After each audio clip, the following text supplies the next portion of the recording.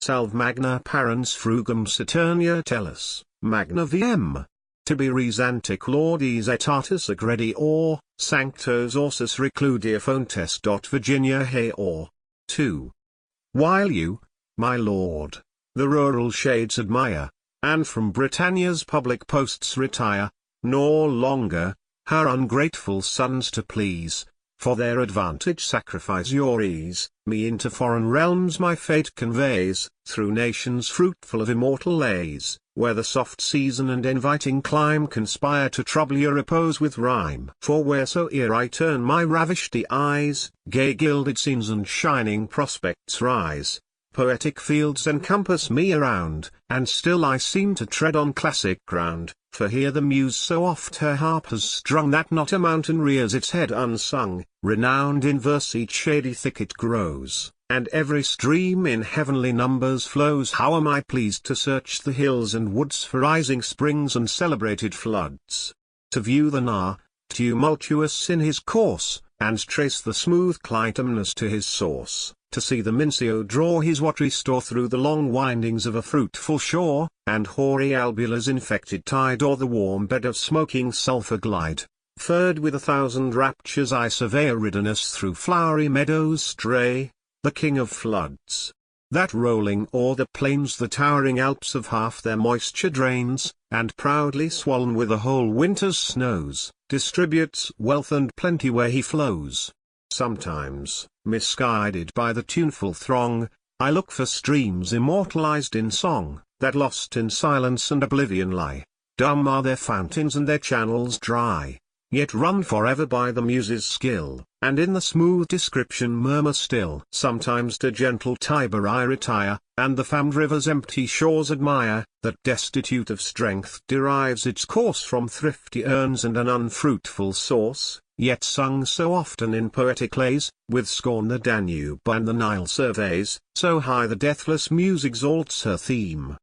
Such was the Boyne, a poor inglorious stream, that in Hibernian vales obscurely strayed, and unobserved in wild meanders played, till by your lines and Nassau's sword renowned, its rising billows through the world resound, where'er the hero's godlike acts can pierce, or where the fame of an immortal verse. Oh, could the muse my ravished breast inspire with warmth like yours, and raise an equal fire, unnumbered beauties in my verse should shine, and Virgil's Italy should yield to mine.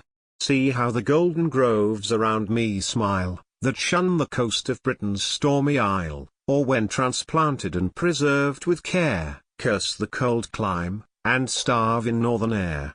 Here kindly warmth their mounting juice ferments to nobler tastes, and more exalted scents. Even the rough rocks with tender myrtle bloom, and trodden weeds send out a rich perfume. Bear me, some god, to Baya's gentle seats, or cover me in Umbria's green retreats, where western gales eternally reside, and all the seasons lavish all their pride. Blossoms, and fruits, and flowers together rise, and the whole year in gay confusion lies. Immortal glories in my mind revive, and in my soul 1,000 passions drive. When Rome's exalted beauties I descry magnificent in piles of ruin lie. An amphitheatre's amazing height here fills my eye with terror and delight, that on its public shows unpeopled Rome, and held uncrowded nations in its womb. Here pillars rough with sculpture pierce the skies, and here the proud triumphal arches rise, where the old Romans' deathless acts displayed, their base degenerate progeny upbraid. Whole rivers here forsake the fields below, and wandering at their height through airy channels flow. Still to new scenes my wandering muse retires, and the dumb show of breathing rocks admires, where the smooth chisel all its force has shown, and softened into flesh the rugged stone. In solemn silence, a majestic band, heroes, and gods, the Roman consuls stand, stern tyrants, whom their cruelties renown, and emperors in Parian marble frown, while the bright dames, to whom they humbly sued, still show the charms that their proud hearts subdued. Fain would I Raphael's godlike art rehearse, and show immortal labors in my verse, where from the mingled strength of shade and light a new creation rises to my sight. Such heavenly figures from his pencil flow, so warm with life his blended colors glow. From theme to theme with secret pleasure toast, amidst the soft variety I'm lost. Here pleasing airs my ravished soul confound with circling notes and labyrinths of sound. Here domes and temples rise in distant views, and opening palaces invite my muse. How has kind heaven adorned the happy land, and scattered blessings with a wasteful hand. But what avail her unexhausted stores, her blooming mountains, and her sunny shores, with all the gifts that heaven and earth impart, the smiles of nature, and the charms of art, while proud oppression in her valleys reigns, and tyranny usurps her happy plains. The poor inhabitant beholds in vain the reddening orange and the swelling grain, joyless he sees the growing oils and wines, and in the myrtle's fragrant shade repines, starves, in the midst of nature's bounty cursed, and in the loaden vineyard dies for thirst. O Liberty, thou goddess heavenly bright, profuse of bliss, and pregnant with delight. Eternal pleasures in thy presence reign, and smiling plenty leads thy wanton train. Eased of her load subjection grows more light, and poverty looks cheerful in thy sight. Thou makest the gloomy face of nature gay, givest beauty to the sun, and pleasure to the day. Thee, goddess, thee, Britannia's isle adores. How has she oft exhausted all her stores! How oft in fields of death thy presence sought, nor thinks the mighty prize too dearly bought.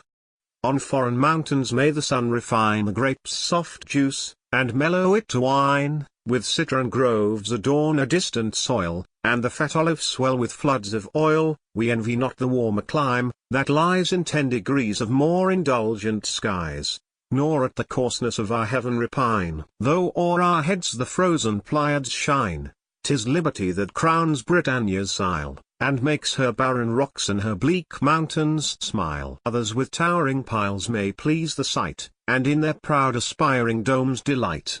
A nicer touch to the stretched canvas give, or teach their animated rocks to live. 'Tis Britain's care to watch o'er Europe's fate, and hold in balance each contending state, to threaten bold presumptuous kings with war, and answer her afflicted neighbour's prayer.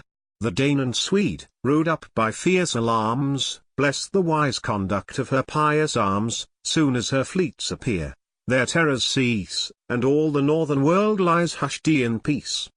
Ambitious Gaul beholds with secret dread her thunder aimed at his aspiring head, and fain her godlike sons would disunite by foreign gold, or by domestic spite, but strives in vain to conquer or divide, whom Nassau's arms defend and counsels guide. Furred with the name, which I so oft have found the distant climes and different tongues resound, I bridle in my struggling muse with pain, that longs to launch into a bolder strain. But I've already troubled you too long, nor dare attempt a more adventurous song. My humble verse demands a softer theme, a painted meadow, or a purling stream, unfit for heroes, whom immortal lays, and lines like Virgil's, or like yours, should praise.